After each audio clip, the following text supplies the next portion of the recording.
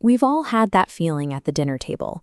You're chewing your food way too slowly, trying to find the courage to tell your strict parents that you want to try something different. That's exactly where Shruti Sharma is. She's a talented young violinist, and she is terrified to talk to her father, Guru Nabin Sharma, who runs a prestigious music school. Shruti has a secret. Instead of sticking to her usual classical training, she's been secretly rehearsing for an upcoming concert where she'll be playing Indo-Western fusion. Indo-Western fusion sounds like a musical conversation between two sides of the world. It's the rhythmic pulse of tabla drums and earthy flutes weaving through the electronic layers of a Western keyboard. Shruti loves how these sounds mix, but dreads the conversation with her father. In his house, these musical worlds must never cross. Nabin treats classical Hindustani music as a lifelong, rigid discipline. He believes an artist should only play pure ragas, those ancient, complex melodies that require years of focus to master. He respects a very serious atmosphere, where musicians rely entirely on acoustic, traditional instruments to carry the melody. When Nabin thinks of a fusion orchestra, he hears a mess. He's afraid that Shruti's individual style and her years of classical training will be lost in a bunch of Western noise. It's the classic generational clash. You have an older generation trying to protect their heritage, and a younger generation feeling a pull to experiment and create something new.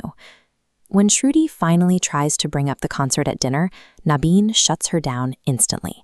He tells her no before she can even finish her sentence. He mocks the idea of fusion, calling it foo music. To him, the very idea of practicing it is a waste of time. Shruti is left feeling stuck. She cares about her father's opinion, but she also wants to see what she's capable of on her own terms. With friends cheering her on, she decides to keep going.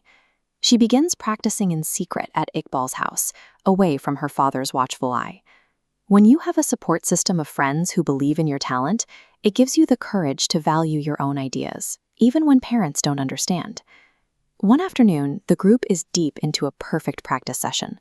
The flute, the keyboard, and Shruti's violin are all blending together beautifully.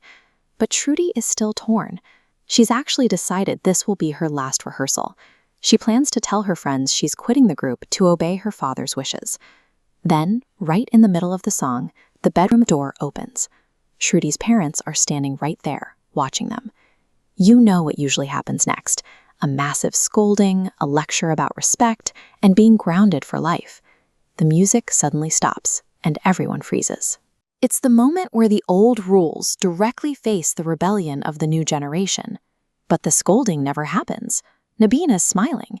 He's tapping his foot to the rhythm, and as the song ends, he starts clapping furiously. He realized that Shruti hadn't abandoned her roots.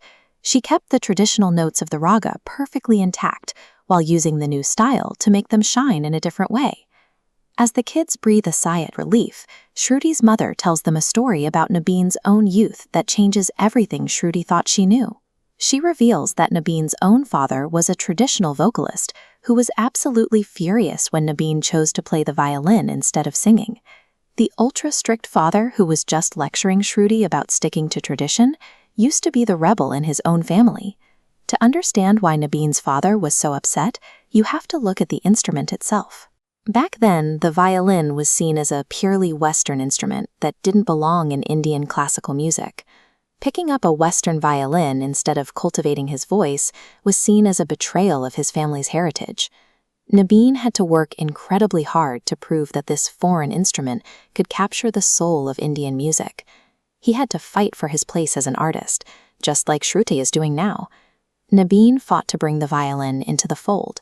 Now Shruti is fighting to bring the violin into fusion. The cycle is just repeating itself.